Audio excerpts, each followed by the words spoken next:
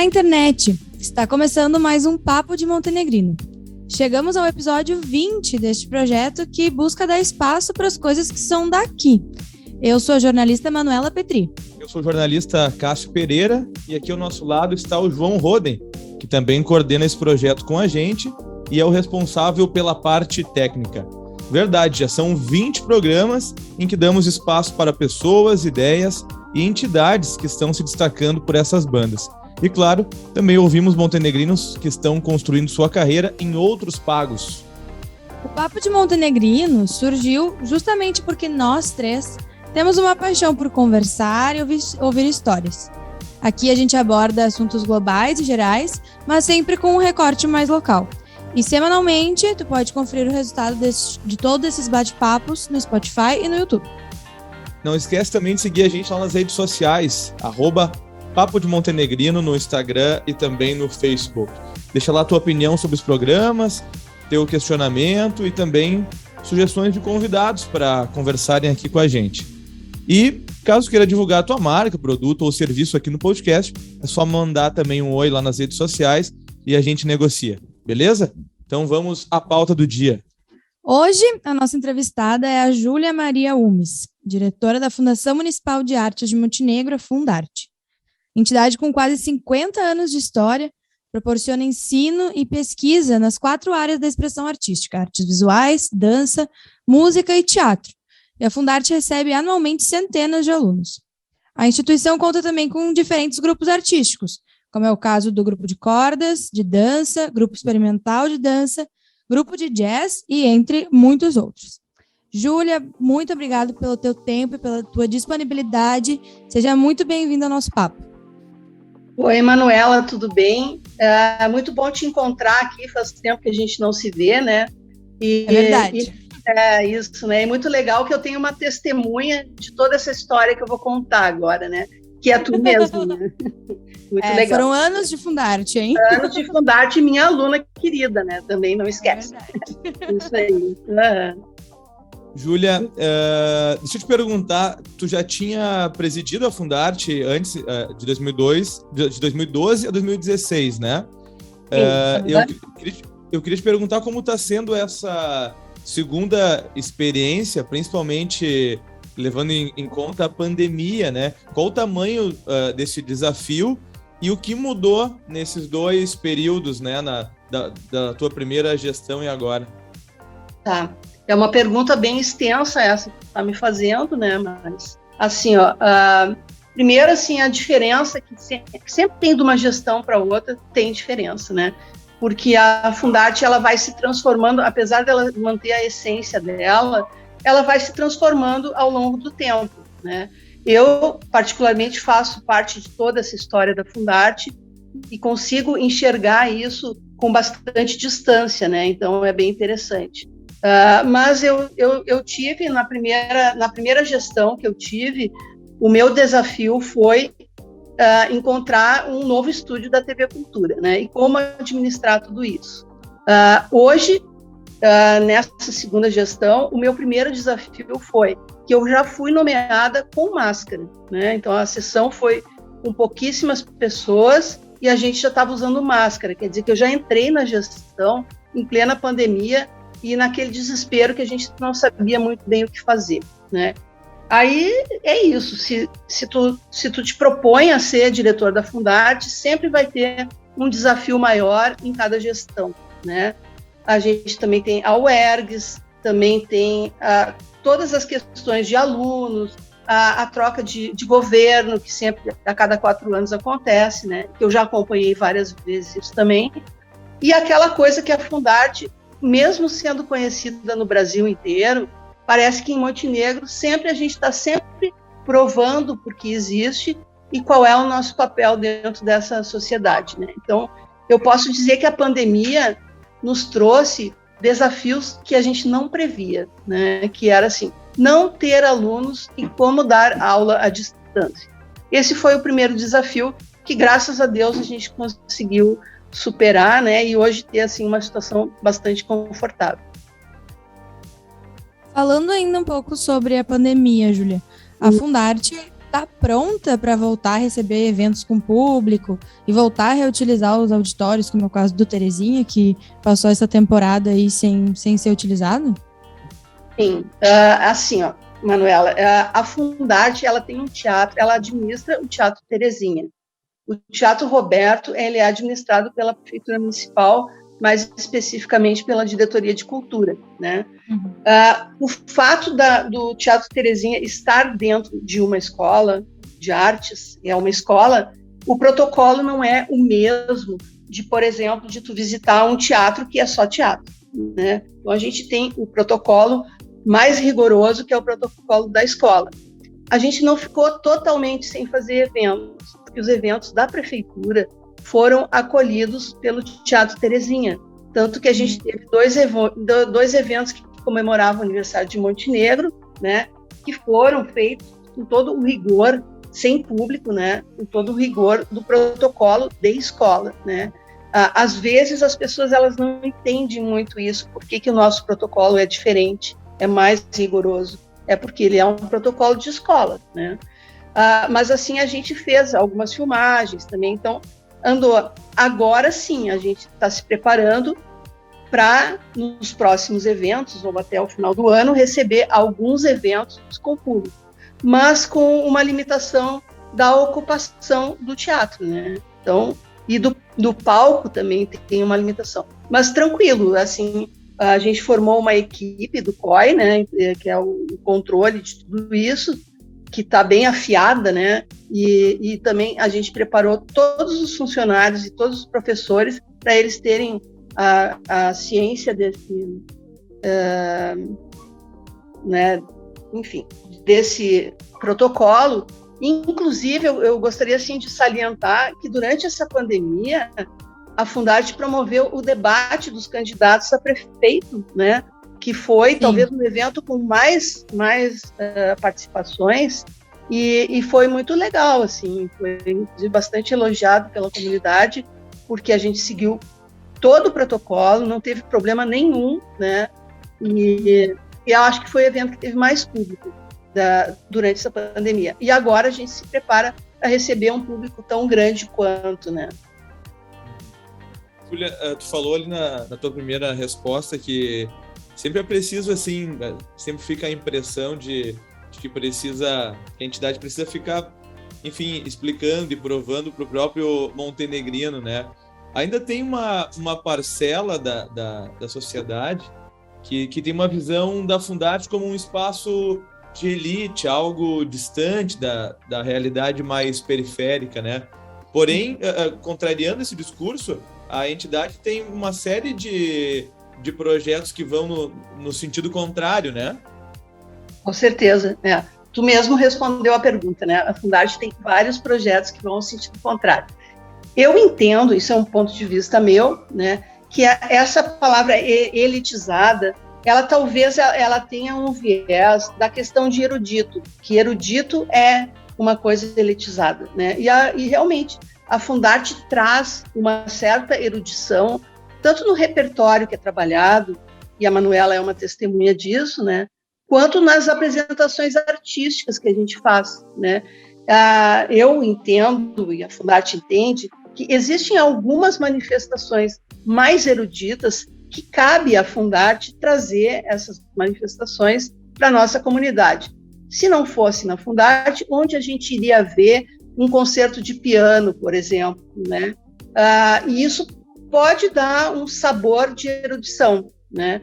E essa erudição pode dar uma fala de que isso é elitista, mas não é verdade. As pessoas que se aproximam mais da Fundarte, elas entendem que existe uma erudição, mas que existe um acesso a todas as pessoas. Isso faz muitos e muitos anos. A gente tem muitos números que provam isso, né? Por exemplo, a Fundarte, ela atende aproximadamente 1.300 alunos por ano, e sendo que 50% desses alunos não pagam absolutamente nada, né? 38% tem algum tipo de redução e 12% são o número de alunos que pagam uma mensalidade integral, que eu já vou te dar o preço novo da mensalidade integral, que antes era R$ 165, e vai passar para R$ 168, porque a gente vai fazer um pequeno reajuste, tá? Então, a gente vê, e como que é feito isso? É feito por sorteio, a pessoa se inscreve, né? E tem um dia que é feito um sorteio das pessoas que se inscreveram, quer dizer, o acesso é igual para todo mundo, que é por sorteio, né? Se tu não foi contemplado no sorteio, tu passa imediatamente para uma fila de espera, né? Que vai sendo chamada ao longo do tempo, do ano. Porque às vezes a pessoa se inscreve, quer fazer violino, vai fazer, e não era aquilo que ela queria, ela sai, a gente chama imediatamente seguindo a lista de espera. Quer dizer, o acesso, ele é completamente livre para todos. E se a gente tiver 100% de alunos com redução, conforme as regras do edital, a gente vai ter, né? É uma coisa. A gente já teve mais até. Em função da pandemia, deu uma pequena diferença, porque muitos alunos acabaram desistindo. A gente teve uma evasão já vista, né, desde o começo, que nos deixou ainda numa situação controlada, digamos assim, abalou, claro, a nossa estrutura, como todo mundo teve isso, né? Mas é bem tranquilo. Então, e aí é isso. Cada vez que a administração municipal conhece esses números, né, conhece todos, só para te ter uma ideia também, a gente fez um cálculo aqui dos últimos 5 anos, a gente promoveu 833 eventos na cidade, praticamente todos gratuitos, né? Nossa! 833 em 5 anos. E a gente atingiu um público de 145 mil pessoas nesses 5 anos, né? Então, são números, assim, que são verdadeiros, que a gente prova e todo mundo vê, né? Mas nem todo mundo conhece e que não busca conhecer também. Então, se alguém tem alguma dúvida sobre o papel da Fundarte, sobre o trabalho que ela faz, a gente vai e a gente apresenta.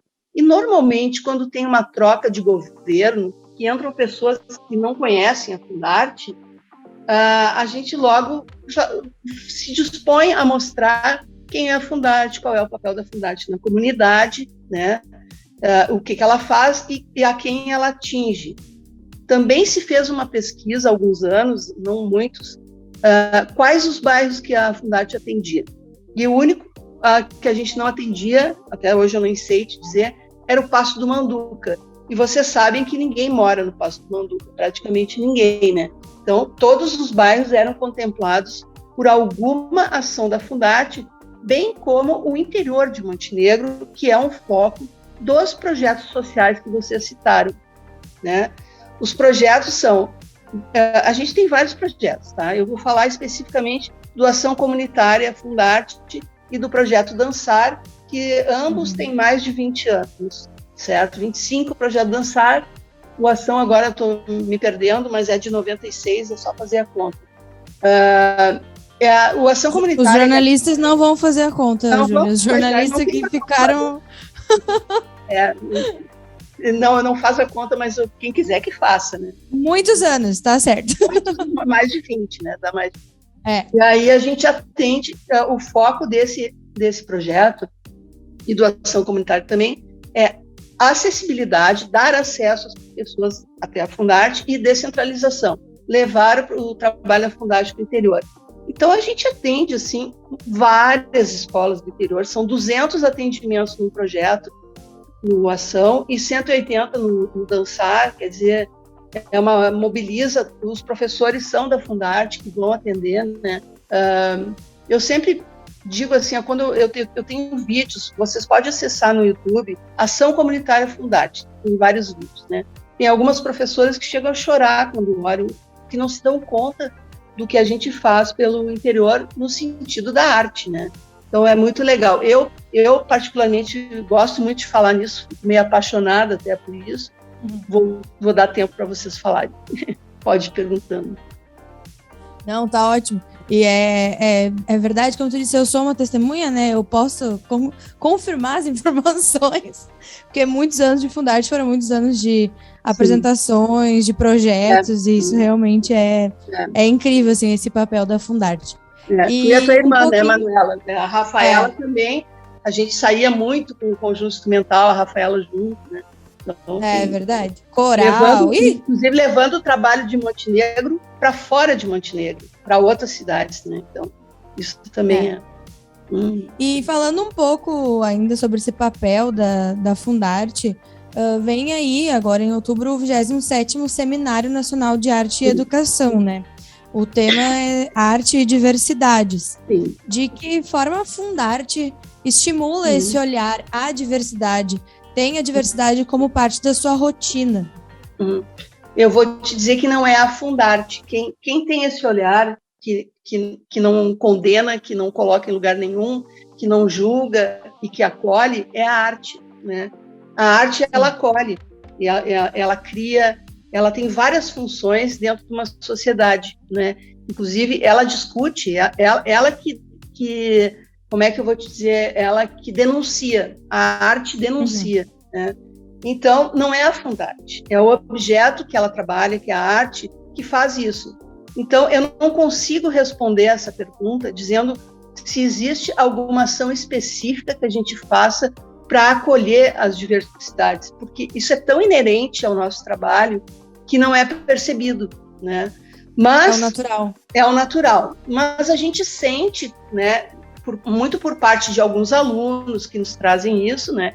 E porque a gente está dentro de uma sociedade e ninguém é cego e todo mundo percebe que na sociedade, hoje em dia, existe uma discussão muito forte que tem que ser estendida às escolas também, a toda a sociedade, a questão da comunidade LGBTQIA+, e também ao racismo, né, contra todos os tipos diferentes de ser, que não são o que nem eu digo assim, o nosso, o não branco, né?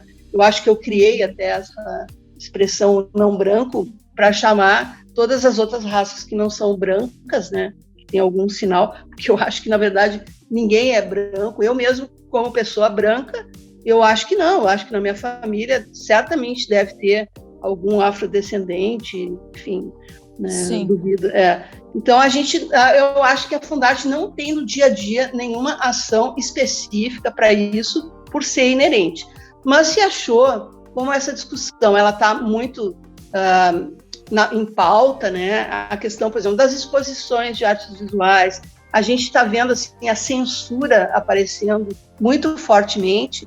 Então, nós achamos que esse seria um momento de colaborar com a sociedade no sentido de discutir mais de perto esse tema, trazendo pessoas que trabalham com arte e que trabalham esse tema como foco, né? Que são as discussões LGBTQI+, e o racismo também como um grande problema histórico na nossa comunidade. Júlia, tem uma discussão que ano após ano ela ressurge, né? Inclusive, na semana passada voltou a se falar sobre isso na Câmara de Vereadores, enfim. Montenegro, assim, merece receber esse título de Cidade das Artes e o que poderia ser feito para a gente acabar com a discussão e reforçar de vez esse título? Bom, eu sempre falo assim, como eu falei antes, que a Fundarte ela existe, ela é conhecida em Montenegro, mas, no entanto, de tempos em tempos e não tão distantes, a gente está sempre provando por que a gente está aqui, para que a gente está aqui e quem a gente atende, né? Não é diferente o nome Cidade das Artes, né? Algumas pessoas menos informadas, mas não tem artes em Montenegro, né? Então é porque elas não sabem do que acontece, né? Ou não olham, ou vivem numa comunidade mais acanhada, talvez, né? O que tenha só, de repente, um tipo de manifestação artística. Não sei bem qual é o diagnóstico, né? Mas eu para mim, isso já é pauta vencida, né? Montenegro é, sim, a Cidade das Artes. E eu acho, eu não quero dizer assim, por causa da Fundarte. Eu acho que é por causa da Fundarte, mas eu não quero afirmar, tá? Porque eu conheço muito a parte cultural de Montenegro. Eu fiz parte do Conselho de Cultura por muitos anos, tá? Mais de 20 anos. E da Fundarte também, enfim. E apesar de eu ser uma pessoa da área da música, eu sempre circulei por todas as áreas, né? Ainda mais sendo diretora da Fundarte, artes visuais, dança, música, sempre tive algum tipo de produção nesse sentido, né? E conheço muita gente e sei dizer para vocês, por exemplo, todas as escolas de música, ou praticamente todas as escolas de música de Montenegro, são de pessoas que passaram pela Fundarte. Da mesma forma, na música, nas artes visuais, nos ateliês. Quer dizer, as pessoas hoje que estão profissionalizadas nas artes, de alguma forma passaram pela Fundarte. Dificilmente tu vai entrar numa roda de conversa onde tu pergunta, alguém conhece a Fundarte ou já estudou na Fundarte? Faz a experiência, façam a experiência. Todo mundo passou pela Fundarte. Então, hoje a Fundarte já multiplicou os seus fazeres, né, através dos seus alunos, que se tornaram profissionais, apesar de que esta não é a nossa meta. A nossa meta é formar cidadãos que tenham conhecimento de artes. Mas a gente acabou formando artistas que vivem da produção de arte, né? E tanto que agora, atualmente, a gente teve o lançamento do edital da LAB, né, Lei Aldir Blanc, a gente teve vários editais do Rio Grande do Sul e dos municípios que receberam uma verba, vocês devem ter lido bastante sobre isso. Sim. E aí, com isso, surgiu a necessidade de se cadastrar os artistas e os espaços culturais de Montenegro. A gente tem 235, não chega a 300, tá? Quase 300 artistas cadastrados, não são todos, mas são alguns, e 45 espaços culturais cadastrados em Montenegro que tiveram projetos contemplados pela Lei Aldir Blanc, né? Então, eu acho que só isso já diz muita coisa. E se tu pegar essas pessoas e conversar com elas, grande parte delas passaram pela Fundarte, né?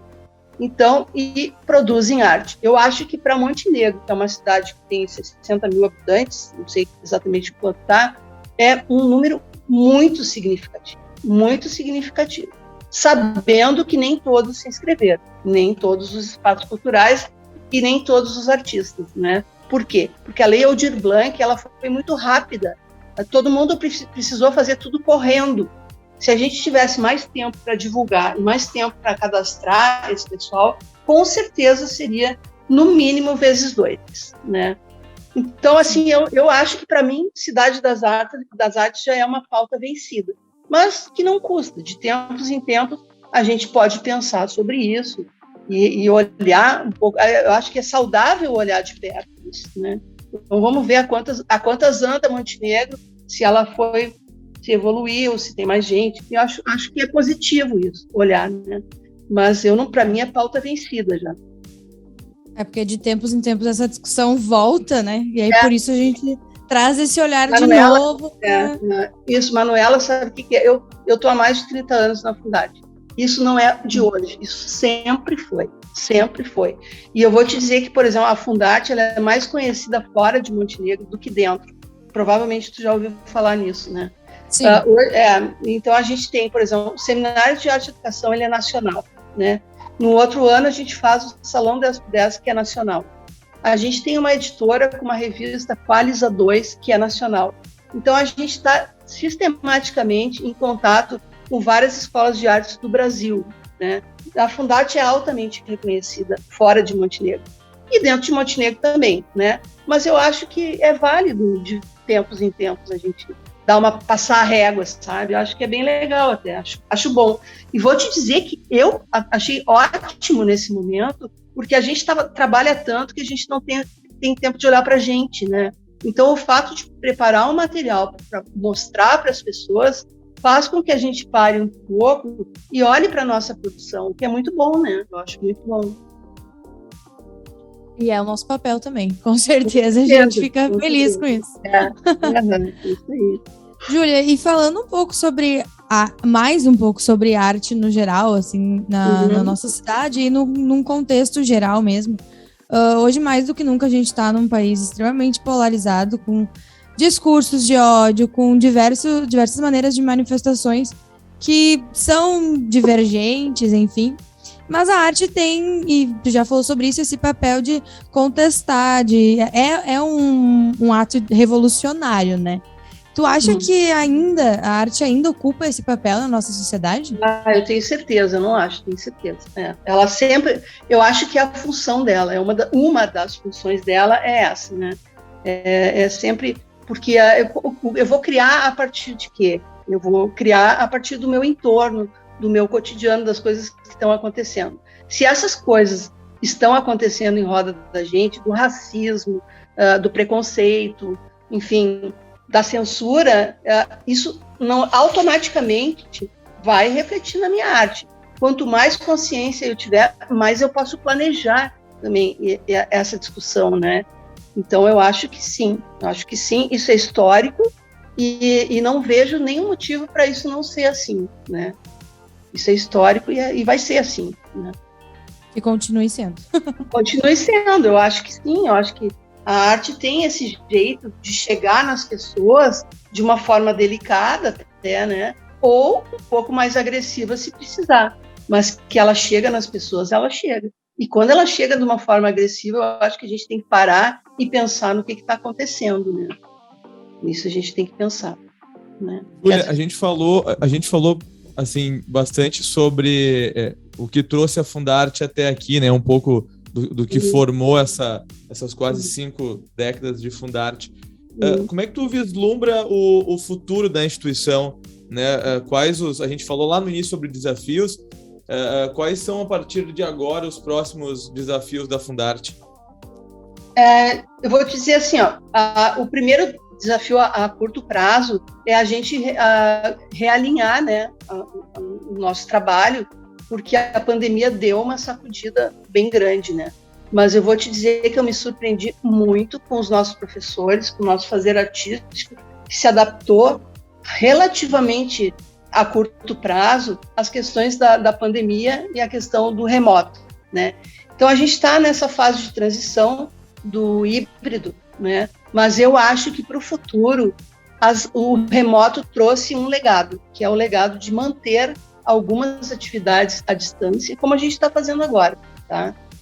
E isso é muito importante. As pessoas, elas têm um acesso perfeito. Por exemplo, tá? A nossa revista da Fundarte, ela é uma revista acadêmica que envolve o Brasil inteiro. Essa edição que sai agora no fim do mês, ela tem artigos do Ceará, de Brasília, de São Paulo, do Rio de Janeiro, de Santa Maria, da UFPEL de Pelotas, de Santa Catarina. Quer dizer, ela abrange uma região muito grande, né? Mas ela é uma revista acadêmica, ela recebe artigos da academia, que ela é Qualis A2. Eu sempre gosto de dizer que é Qualis A2. Como a gente tem 9 Qualis, a nossa é A2, é o segundo lugar, né? Hoje a gente criou um programa, que é uma live sobre a revista. Hoje a gente tem condições de fazer uma live chamando essas pessoas do Brasil inteiro para discutir os escritos deles, né? Se isso fosse presencial, seria impossível. Impossível porque é caro. Imagina as pessoas se deslocarem para a gente fazer isso, né?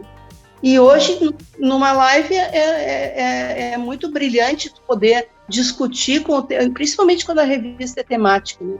Discutir com o teu colega da universidade aquilo que tu gostaria que ele tivesse lido. Se ele não leu, ele vai ter a motivação de ler depois, né?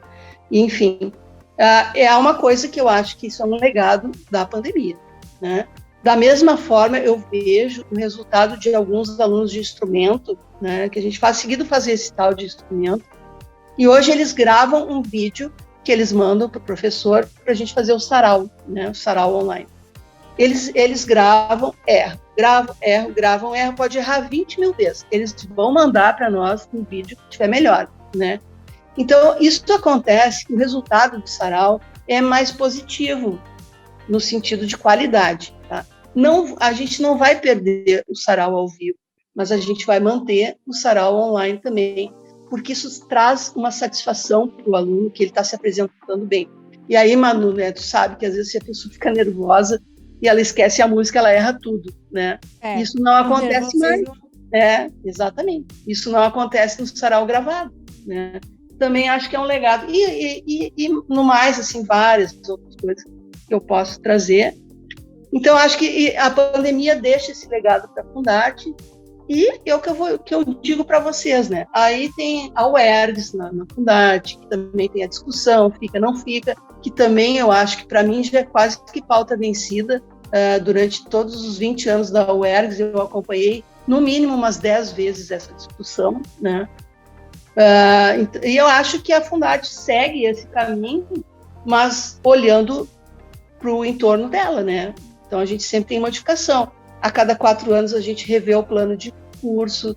Hoje, se eu for olhar o plano de curso de 15 anos atrás, por exemplo, ele tinha um rigor, hoje tem outro rigor, ele tinha um repertório, hoje ele tem um repertório mais adaptado para os dias de hoje. Então, eu acho que a Fundarte, para mim, ela tem um futuro muito bom, né? A ideia é continuar agregando sempre projetos, enfim, e trazendo alunos, e que a gente consiga cada vez mais formar grupos artísticos e inserir a comunidade dentro da Fundarte, né? Para atender o máximo de pessoas possíveis, né? Então, a gente tem ideias de futuramente, inclusive, ampliar o prédio, né? A gente tem uma ideia de que daqui para frente a gente só vai crescer. Os 2 terrenos ao lado da Fundarte são da Fundarte, e a gente já tem um pré-projeto para ampliar, inclusive com salas de conferência, que é uma demanda de Montenegro. Montenegro não tem salas especiais de conferência, e nesse prédio a gente quer contemplar o município com 2 salas com som, com data show, com tudo que tem direito para poder fazer uma conferência, né, que é uma demanda da cidade. Não é nem só uma demanda da Fundarte, é uma demanda da cidade. Que legal. É bem legal, o prédio é lindo. A arte se inserindo, né, e deixando a cidade também se inserir na arte, isso é muito legal. É o papel da Fundarte. Eu sou muito fã, né, eu sou um pouco suspeita para falar, porque eu tenho orgulho de dizer que eu sou ex-aluna da Fundarte de muitos anos. Sou cria da Fundarte. Sou cria da Fundarte. E, Júlia, eu queria muito agradecer a tua participação, o teu tempo. Foi uma alegria muito grande conversar. Te rever à distância, vamos dizer assim. Só na voz. Minha rouca, a minha voz, mas eu tô bem. Não, tá ótimo. Muito sucesso para ti e para a Fundarte. Que seja uma vida muito longa aí de arte para todos nós. Muito obrigada. Eu que agradeço. E estou às ordens para quando vocês quiserem. Estou aí para bater um papo. Tá bom, valeu.